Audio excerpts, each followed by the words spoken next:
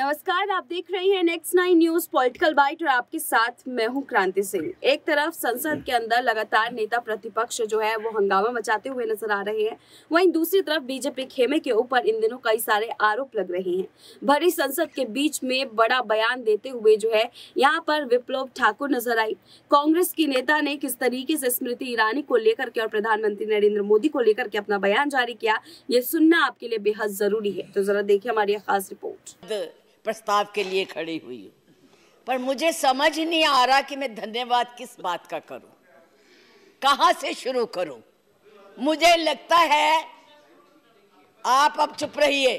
मुझे लगता है बैठकर इंटरवेन न करें आप। मुझे लगता है कि एक कुशल गृहिणी अपना ट्रंक उसको पेंट करके अपनी पुरानी चीजें उसमें डाल देती है। यही इस अभिभाषण में है, कुछ नया नहीं है।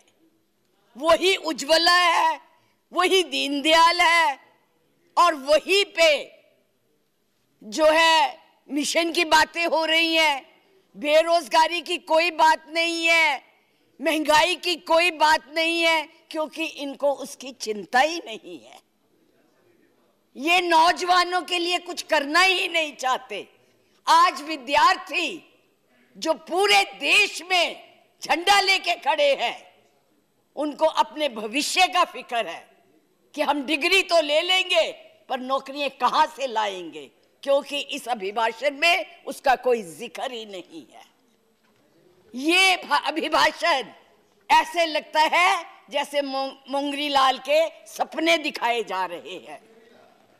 मुंगरी लाल के 2014 में भी दिखाए थे, अभी भी दिखाए रहे हैं। अभी राणा जी बोल के गए, राणे कि जी कांग्रेस भी मैनिफेस्टो देती थी, हमने करके दिखाया है। आज अगर आप गरीबी की रेखा से नीचे देखें तो लोगों का हुआ है। अरे आज यहाँ बैठे हुए हो, हवाई जहाजों में चलते हो और उनमें चलते हो, किसने दिए, किसने बनाए? आज स्कूल कॉलेज यूनिवर्सिटी किसने बनाए? IIT किसने बनाई? MMT किसने बनाई? जिसमें आज आप दिखाई दे रहे हो। क्या किया है 6 साल में? केवल भारत को तोड़ने की कोशिश की है, भारत को बांटने की कोशिश की है और कुछ नहीं किया है। बस वही करो। आज आप लोग इस देश को इस तरह से बांटना चाहते हैं। कुछ नहीं है, ना महिलाओं के लिए है। आज पूरी महिलाएं जो है इस चिंता में हैं कि हमारा भविष्य ठीक है, हम सुरक्षित हैं, वहां उनको कुछ दिया नहीं जा रहा। और मैं ये कहना चाहूंगी कि मैं पूछना चाहती हूं, क्योंकि आप बहुत इतिहास के बखे हुए हैं, मोहम्मद गौरी को किसने बुलाया था? किसने कहा था दिल्ली में आंख बंद करने के लिए? कौन जयचंद था? कौन जयचंद था? महाराणा प्रताप जब हल्दी की घाटी में लड़ रहे थे, किस राजा ने उसकी मदद की अकबर के खिलाफ में? बैठ जाइए, बैठो, चुप करके बैठो। सुनो मैडम, प्लीज आप चेयर को एड्रेस करें। मैडम प्लीज, इस तरह की भाषा ये एक भील जाति के लोगों ने, एक भील जाति के लोगों ने महाराणा प्रताप का साथ दिया था। कहां थे तब? आज बात करते हैं देश को आजाद कराने के लिए अहिंसा का पाठ पढ़ाया। आप क्या जाने अहिंसा, जो लाठी लेके तो ट्रेनिंग देते हैं, आज लाठी की जगह बंदूक और रिवॉल्वर आ गए हैं। और हमने सिखाया आपको अहिंसा, आपने सिखाया है जनता को हिंसा, नफरत पर बोले, इधर बोले। और चेयर को एड्रेस करें प्लीज, आप चेयर को एड्रेस करें। और आज तो मैं उपाध्यक्ष जी देशद्रोही की भी परिभाषा पूछना चाहती। क्या है देशद्रोही की परिभाषा? किसको देशद्रोही कहते हैं? मुझे याद है जब कम्युनिस्ट पार्टी ने भारत की आजादी को नहीं माना था, 4 साल के लिए बैन कर दी थी, लेकिन उनको देशद्रोही नहीं कहा था। नेहरू ने, सरकार ने देशद्रोही नहीं कहा था।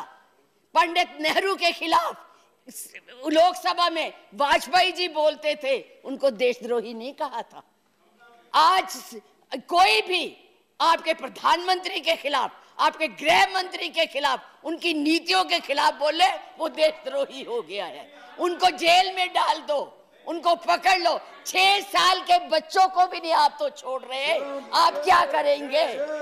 आपके पास ना तो कोई कार्यक्रम है, ना आपके पास भारत के लिए कोई नया सोच है, कुछ नहीं है। केवल एक सोच है कि कैसे इस देश को तोड़ा जाए।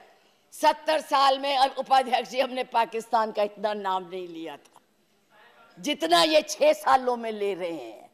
हमारी महानायिका ने पाकिस्तान के 2 हिस्से कर दिए थे, बांट दिया था, और ये आज पाकिस्तान के नाम से डरा रहे हैं और वैसे कहते हम बहुत मजबूत है। हर बात के लिए पाकिस्तान, हर बात के लिए पाकिस्तान। क्यों भाई, क्या है वो? आपका कुछ लगता है?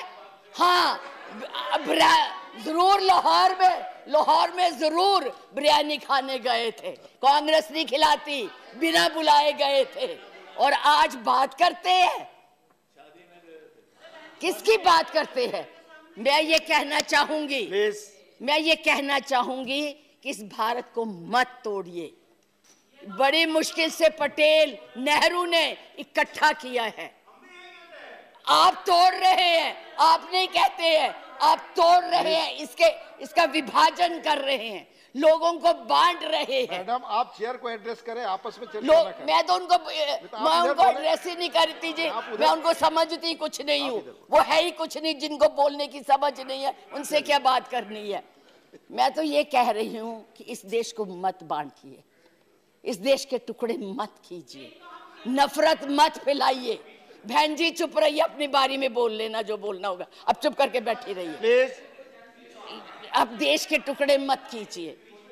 आज जो हम इस स्थिति, आपका इसी सीए ने, आज जो आपका एक ही देश था, पाकिस्तान आपसे नाराज, चाइना आपको कुछ नहीं समझता, नेपाल भी आपसे खफा हो गया है, और